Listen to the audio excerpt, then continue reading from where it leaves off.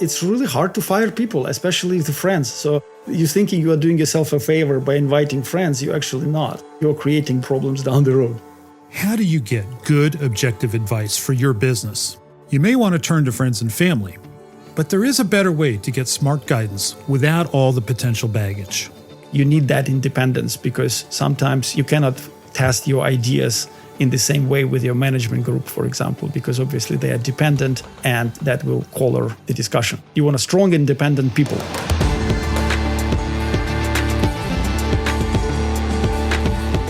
Welcome to the second season of Grit and Growth from Stanford Seed, the show where Africa and South Asia's intrepid entrepreneurs share their trials and triumphs, with insights from Stanford faculty on how to tackle challenges and grow your business.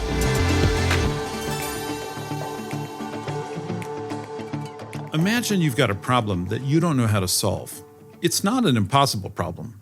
Other companies seem to have figured it out, but you're not sure how it applies to the specifics of your business, in your industry, and at your particular stage of growth. So what are your options? You could ignore the problem and just hope it goes away. You could wing it or make an educated guess.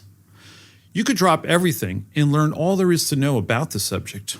Or you could just ask someone who knows the subject, and knows the industry. Someone who may have piloted a business through a very similar problem. Doesn't that sound better? Well, congratulations, you just got yourself an advisor. Advisory boards can be an amazing resource, your secret weapon to access expertise on critical topics. But I've seen so many businesses forego advisory boards because they're not sure about the value or the logistics or the amount of effort it's going to take. Or maybe subconsciously, they fear some loss of control. So we're here to set the record straight on what advisory boards are, what they should and shouldn't be used for, and how to construct a great one of your own, one that will pay dividends as your company grows and becomes more complex. But we're not the only advisory board evangelists. Meet Aashish Agarwaal. So I'm Aashish. I'm the founder and chairman of the Energy Group. And the group is comprised of different companies, largely in the data, design, and the content ecosystems. Aashish's companies have expanded from Chennai, India, to international markets across the globe, and they knit together complex systems connecting content, data, production, and design. Think about a book. So right from the manuscript to the final print and digital file, we work with publishers, enabling them through the entire cycle. Editorial, layout, indexing, proofing, all of that. And the design side, we work extensively on creative production services. So essentially ad agencies, OTT platforms, helping them with video post-production, working with large brands on their packaging pre-media side. So all of those production-related activities we help them with. So as a group, we are about 1,500 people across the US, UK, and in India, across multiple operational centers. We've completely been self-funded. The companies have reached a point where we could speak to external investors, but currently all self-funded. What drove you to decide you wanted to be an entrepreneur and start your own business? Well, I would say joblessness, meaning I finished my master's in the US, I came back to India, worked for my father for a couple of years, and he was having a manufacturing setup, something that really wasn't appealing to me. So I remember I did stock trading for maybe 6 months. That didn't go well. And so I was kind of really frustrated. And then I remember seeing an article in a magazine at that time in India called Business World. And the article headline was The Rise of Teleworking. And teleworking basically meant through telecommunication lines, a lot of work is being done offshore, especially India. Aashish had stumbled onto outsourcing, and he started a digital publishing enterprise to exploit a nascent but rapidly growing market. In the spirit of the topic, it's only right that we bring in an advisor to advise us on advisory boards. My name is Alexey Volynets. I lead the SME practice area in the environmental, social, and governance knowledge and learning team of the International Finance Corporation. Alexey is an expert in corporate governance and has been teaching companies about it for years. In the simplest possible terms, we provide various forms of financing to private sector and also various kinds of advice, including, for example, on corporate governance, environmental and social issues. So it's a very long introduction, but the short of it is that we are developing various knowledge products and learning programs and then deliver it to IFC clients and partner institutions worldwide. Can you give me just a working definition of corporate governance? That term is used so broadly. How does the IFC define it? Well, there are multiple definitions. There are two that I personally like the most. One is the simplest. It's corporate governance is about how companies are directed and controlled. And I like it because it focuses on functions, not on specific institutions, like a lot of definitions include, for example, board of directors as a key player in it. Whereas in the context of small and medium enterprises, that is not often a relevant institution, a board of directors, or at least not up to a point in their growth. So definition that focuses on functions, I think, is much more important. It makes it easier to communicate with entrepreneurs. And the second definition we got, governance is when the company can run itself. I really like that. Again, in context of SMEs, that just means that you're creating certain structured policies and practices that, you can take vacation for 3 weeks and not be afraid that your business will fall apart while you're away. Companies with better governance show better long-term performance. Starting with 3 to 5 years, you see better performance. It has been done in multiple markets, including emerging markets. That is the case, especially in crisis. So they would look at, for example, corporate governance rankings in Brazil before crisis, and then after 3-4 years after crisis, and they see those companies that had higher rankings actually did much better in crisis than those that did not. Alexey would be the first to tell you that corporate governance can look very different for different companies. But the most common manifestation of corporate governance is a board. There are two main types of boards, fiduciary and advisory. Understanding the difference is key to finding the utility of each. Well, the key difference is the fiduciary board actually has liabilities. It has responsibilities for shareholders, for the company. And actually, if you fail at those responsibilities, you can and increasingly will be taken to court, right? Advisory board is what you want it to be. It's that simple. The first time I really explored the idea of an advisory board was when one of my cohort members, Karthik, and a big shout out to him, we were talking, and just like you asked some questions, he was talking about who do you answer to, how do you hold yourself accountable? And frankly, I didn't really have an answer, where he said, look, I've used something called an advisory board. And he beautifully explained how the advisory board helped him. He gave some great stories, anecdotes. And so that was the first time when I really kind of started exploring what an advisory board can do. The first question you need to ask when considering an advisory board is a simple one. Why do you need that board? For example, you might want to have just a sounding board, right, to test new ideas.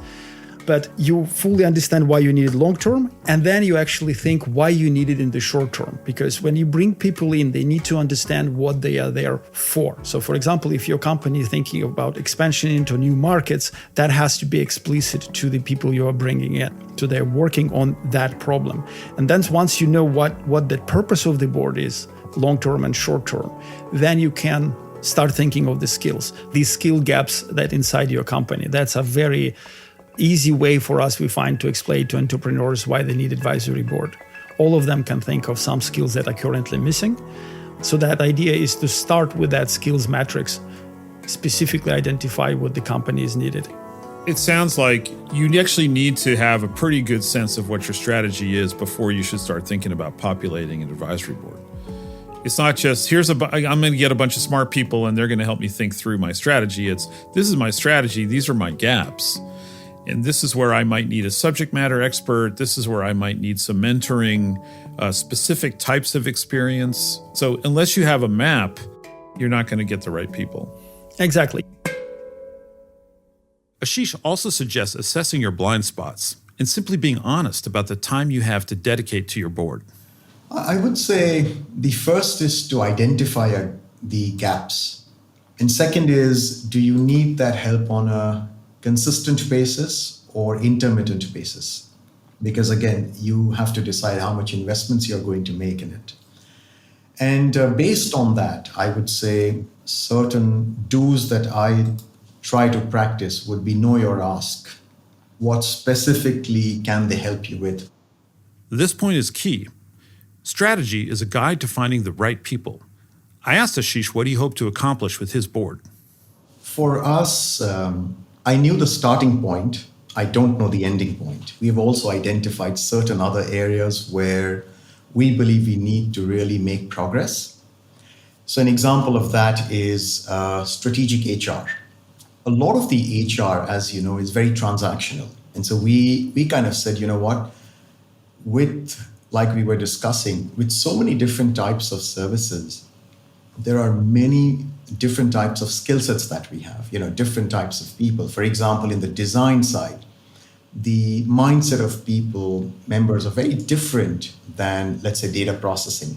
The skill sets, the experience, the education, a lot of that is very different. So, we said strategic HR is a must, where HR is really not human resources, it's human relationships. So one of the first people we wanted to bring onto the advisory board was someone who comes with that background of having had multiple years of HR experience, not just transactional, but strategic as well. Aashish was also looking for board members with expertise in marketing, machine learning, and product integration. But before we get into the weeds of how to build an advisory board, let's zoom out and discuss why. What are they useful for? What can they do? What can't they do? Well, as we've mentioned, boards are great for filling knowledge gaps in your business. But there's a whole host of other benefits that you can get from having a group of seasoned professionals in your corner. I think it's a must in terms of the ability of a company to be held accountable. Now, in our case, as I shared, since we were largely self-funded, we didn't have kind of an oversight committee. So there wasn't anyone saying, hey, you embarked on this plan, nothing happened. You embarked on this strategic initiative, we haven't heard anything from you. So yeah, I absolutely think, and the larger the company becomes, I believe very strongly that there needs to be some form of check in terms of the growth path, obviously the financial management, and so on. Because I realize, with all these companies, what often happens is you do a lot of planning, and then you may not be really very hands-on with the execution. And then because you're running around with different initiatives, it's very easy to drop the ball. So, we kind of, as a team, identified that, we must have an advisory board. So that's kind of how it really started. Advisors can also help you navigate those tricky situations that might be outside of your personal experience as an entrepreneur. In August 2020, we were acquiring a company in New York in the creative production business. And I remember distinctly, I had a good number of questions with regards to the integration, with regards to the existing customers of this company that we were acquiring. How would we, or how should I, in this case, approach the existing customers so that they don't feel that, okay, a big company has come, acquired, there's going to be integration. I want to highlight Aashish's point here. He built an offshore B2B company, largely invisible to the final customers of his products, and then acquired an onshore company working directly with those customers. That is a very different business. He needed a savvy advisor to help him succeed. And, he gave me such a wonderful piece of advice. He said, look, write to every customer and you ask them specifically, as a result of this acquisition, what are your concerns? Honestly, I hadn't thought about asking that question very specifically. And I really talked to him about it. I said, look, if they don't respond, they feel threatened, and so on and so forth. He said, no, I think you should definitely do that because it shows willingness, it shows openness on your part. I did. So we wrote to about 21 or 22 of these different customers. And it was very interesting. 21 of them responded out of the 22. Almost all of them said, we love working with this company, we love the relationships, and we don't want a big company coming and suddenly changing the management, changing how we do things, etc. And that feedback, I mean, I kid you not, it was amazing because we said, you know what? We are not going to do anything different other than try to obviously bring in certain efficiencies, etc. But from a customer interface perspective, we kept all of the relationships as is. Right. So if you hadn't written that letter, you might have walked in there and just tripped over yourself and broken a lot of relationships with these customers. I think so, because again, we think very production-oriented processes and ideas, right? Because a lot of the work that we do is built on efficiencies of processes. This is an onshore company working directly with very large brands, and obviously we needed to kind of learn, how to kind of direct the ship, so to speak. Alexey sees advisory boards as a mechanism to keep entrepreneurs from just getting carried away. There is quite a bit of literature that says that humans have optimism bias, right? Most people are over-optimistic. They overestimate good outcomes and chances of the good outcomes, and they overestimate the impact of those good outcomes. There is also literature that says that entrepreneurs are much more subject to that bias.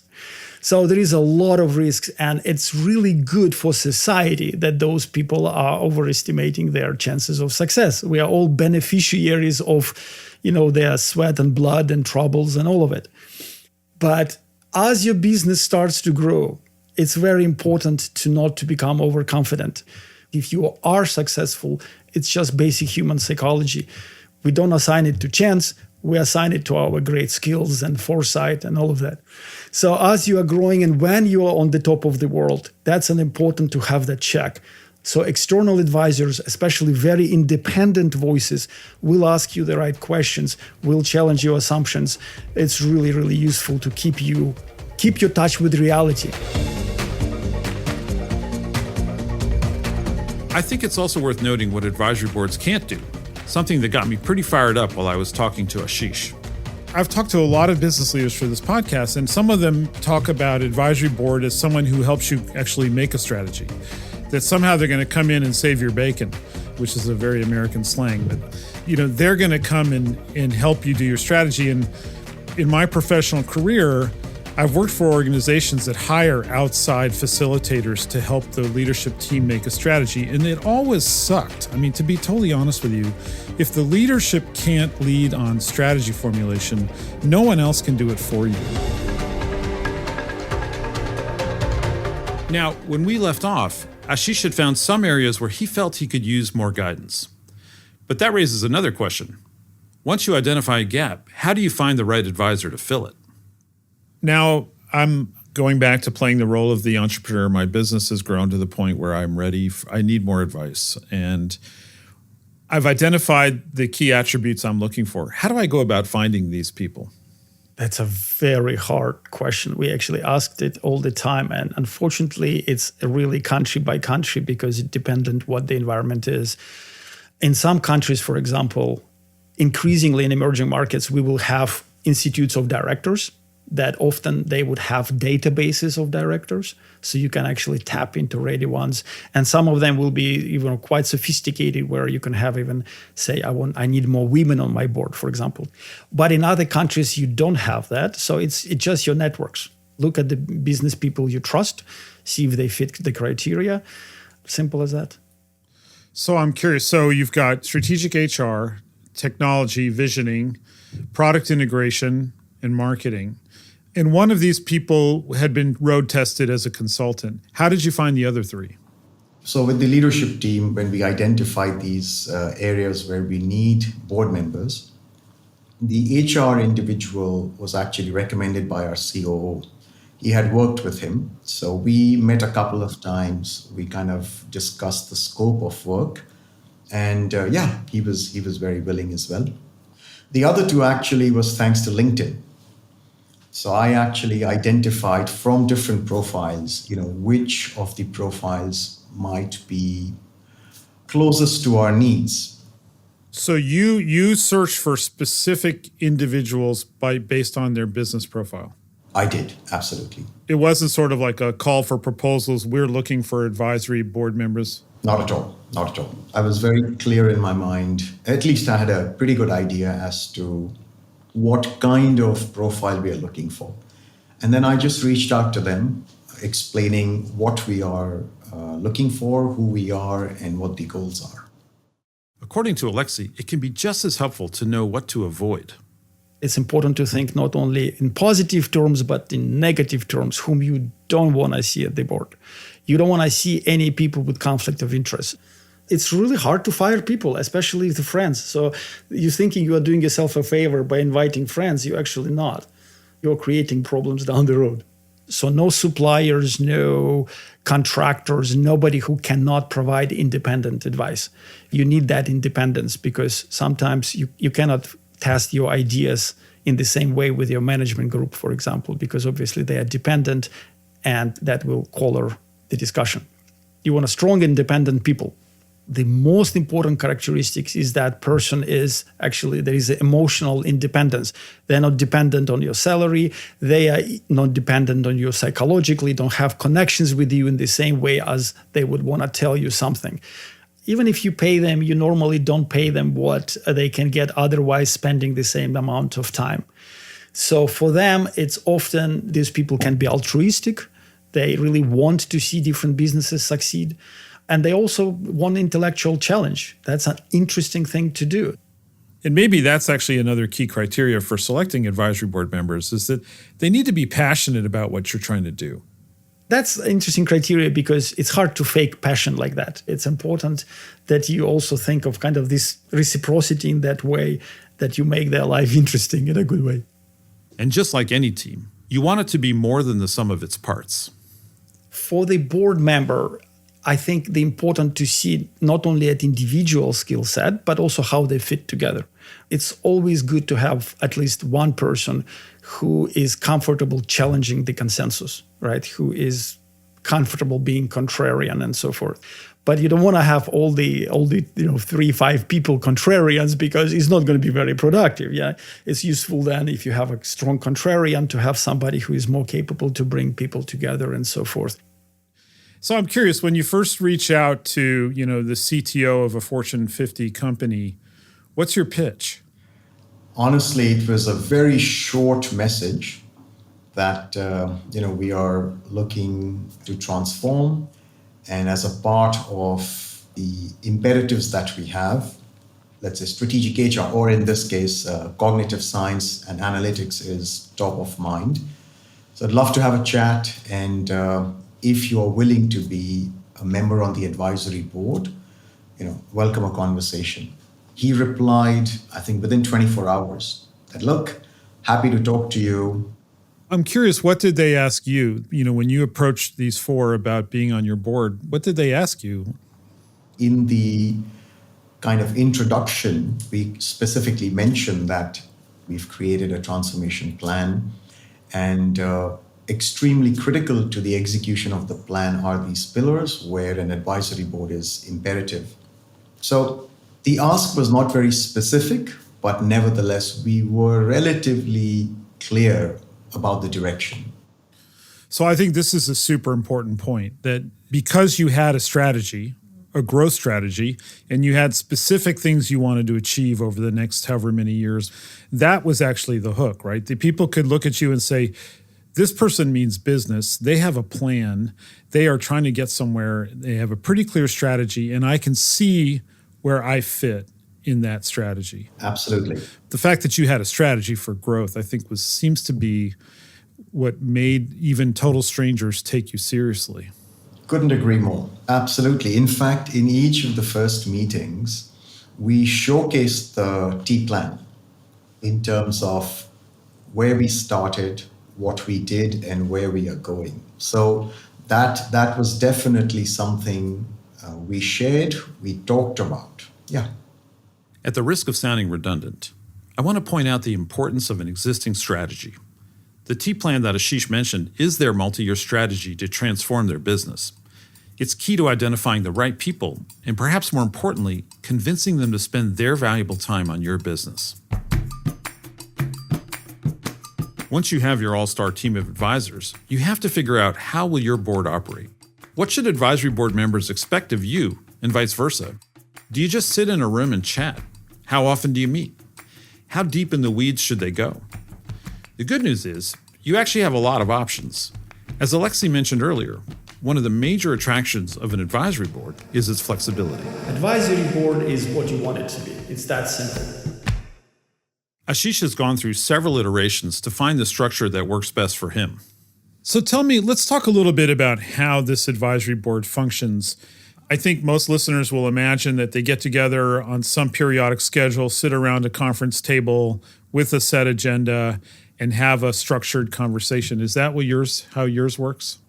I would classify it as version 1 and version 2. So version 1 was exactly what you said. It was a very generalized approach. So for example, we would sit in the beginning of the financial year. For us, it's 1st of April. And I would take them through the broad map of what the strategic initiatives are, what top line are we looking at, what's the margin, etc. And then they would obviously challenge, question certain things that certain numbers seem very ambitious, or the time for the strategic initiative seems to be very short. They would challenge you on the current people and if they are already stretched with the various projects that they are running. And then I would give them an update every quarter. So we did that for a year. The challenge I found with that approach was it became a very general conversation. Yeah, it almost sounds like the agenda of a fiduciary board. Exactly. So it became very general, and they came up with some amazing points. So we were jotting all of those points. And then after we would finish the meeting, the CEO and I would kind of discuss, and we would find there is no way we can implement so many points. So for example, even if you're in marketing, because of your experience, you can add massive value, let's say, in an HR challenge. And you want to take that on board, but you just can't take so many things on board. It's doomed to fail. This year, I actually reached out and I said, look, can we change the format? And, this is my version 2, which became very specific. So for example, at the beginning of the financial year, we sit down and I take them through the plan. And then over the course of the year, I basically fixed up an hour or half an hour every month with each of them. Separately. Absolutely. And the idea was I would make a note of all the various points where I need some guidance, some tips, or some suggestions. And we would cover that in that call. And frankly, I find this to be a lot more compelling because one, I'm able to actually report back on what I did specifically on the inputs that they gave. It's also important to consider what financial obligations you have to an advisory board. So are your advisory board members, do they get compensation? Yeah, there is a fixed fee every quarter. Okay, some presumably modest compared to their other revenue streams, right? So they're not really doing it for the money. They're doing it because they believe in the business. By and large, it's a good idea to pay for your board. And it's really hard to say how much, because if you even look at the board, at corporate governance board, there is a huge difference between countries how much board members are getting paid. There are even huge differences within the same countries and different industries. But there is one rule of thumb that I find really overall good, that you should value time of your board member as much as you value your top executives. I'm talking about specific time. So if your board member will probably work 5 days a year, or advisory board member, that you pay him what you would have paid for your top executive for a week, something like that. And a general idea, it's good to schedule payment in a way that you pay per meeting, so it incentivizes them to attend those. But you also pay a retainer, essentially, so you can call people, your executives can call them for advice and so forth. If you can pay, if you can afford it, do it. Then there's the question of how much reach advisors have into your business. To what extent does the advisory board have access to your senior managers and vice versa? I would say, as of now, the interactions have been limited to me and my COO. And the reason for that is because these initiatives or these challenges are very specific from my perspective. It's just been us who have been interacting with the board. I believe they know a lot of the senior leadership team, or some of them. So you might call in for a specific conversation with a specific advisory board member, you might call in the relevant managers.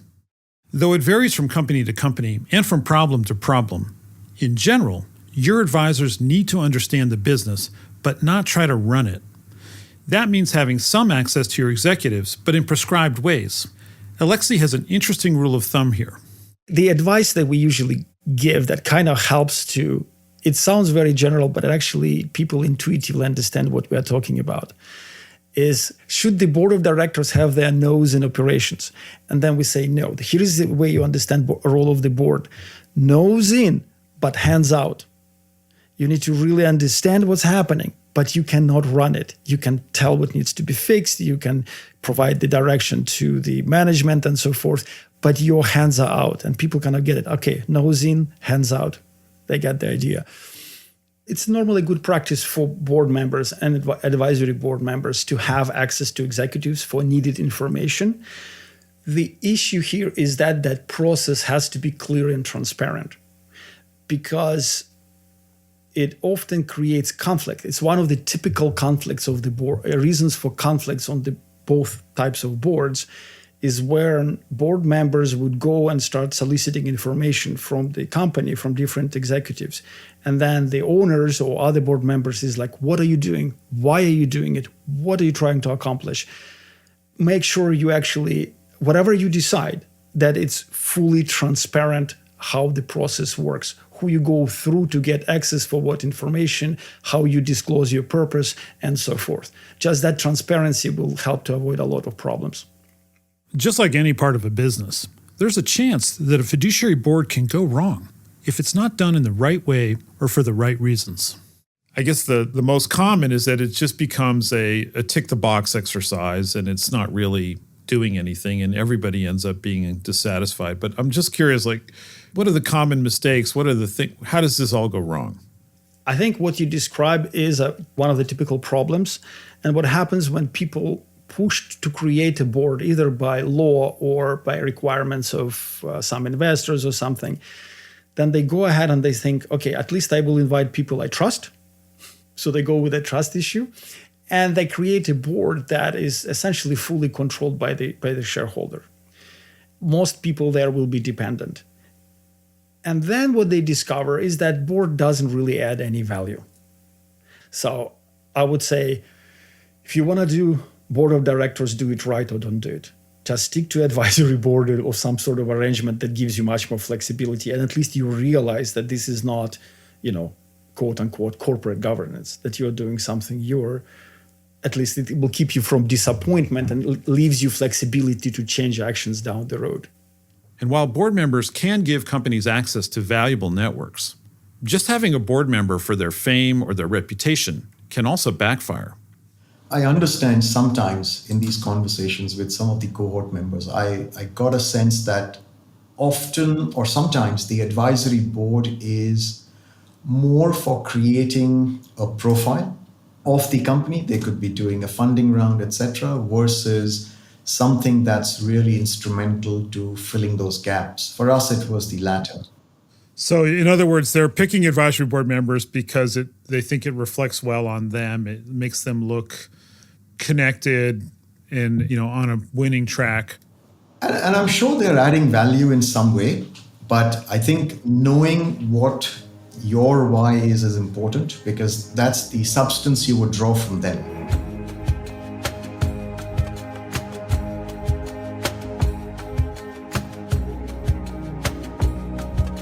The best way to ensure that your advisory board is a success is to commit to it. After all, an advisory board gives advice. And if you're not ready to accept that advice, why have a board at all? The only thing I don't know, and I'll have to calibrate, is how much will the leaders connect to the idea? Because I really do. I invest time and energy in that. But I think, each leader, each individual has a leadership style. And some are consultative, some may not be consultative. So I think that's a calibration I have to do. If the leaders are going to take up a lot of the interaction, a lot of the value seeking, then I'll have to figure out whether they buy into it or not, because I cannot just create an advisory board and then, not have interactions happen. That would be rather unfair. So that's the only thing. If an individual is looking at their business leaders to interact, to be the point of contact with an advisory board, that buy-in has to be there, otherwise it's doomed to fail. It's worth noting that Aashish has found such value in his advisory board that he's now thinking of implementing them for all the separate companies within the Energy Group. I would say, having experienced an advisory board, one of the things that I'm very clear about is they add tremendous value. So one of the ideas I'm toying with is, one, having an advisory board for each of these companies. The ecosystems are very different. The technology requirements are relatively different. So I think it would be more prudent to have members for each company. Governance can sound intimidating for an entrepreneur who's used to the freedom and agility and control that comes with a startup. But advisory boards are an incredible way to tap into the experience and expertise of other business leaders. They're also extremely useful in bridging the gap to more elaborate and rigid governance structures that are typically required as you grow and take on investors. So the more you can experiment with them on your own terms, the better positioned you'll be to capitalize on them down the road. Ultimately, advisory boards are just what they say on the box. Advisory. The decisions are still yours. But if you use them well, you'll be able to make more confident and informed decisions with their guidance helping to light the path. And I'd like to thank Alexey Volynets and Aashish Agarwaal for their time and contributions to shine a light on this topic.